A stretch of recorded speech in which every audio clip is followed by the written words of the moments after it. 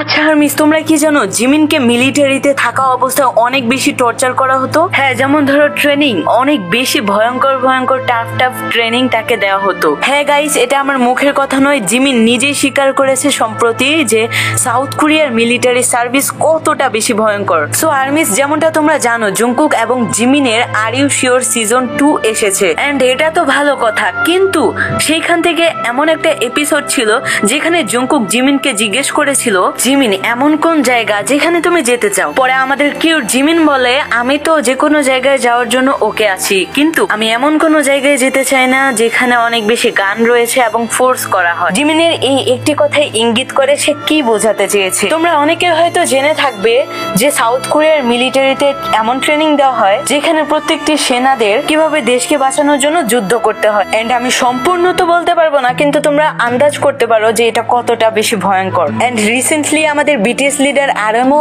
এই বিষয় নিয়ে মুখ খুলেছিল। সে বলেছে, আমি আর কখনোই মিলিটারিতে ফেরত যেতে চাই না। জিমিন এন্ড আরএম এর এই কথাগুলোকে শুনে মনে হয় মিলিটারিটা আসলে কতটা বেশি ভয়ঙ্কর, কিন্তু এটা বাধ্যতামূলক, কিন্তু এটা সবাই করতে পারে না। বাট তারপরেও আমাদের সাথীরা এটা কমপ্লিট করে ফেলেছে। সো কমেন্ট করে জানাও এই ব্যাপারে তোমার কি মতামত।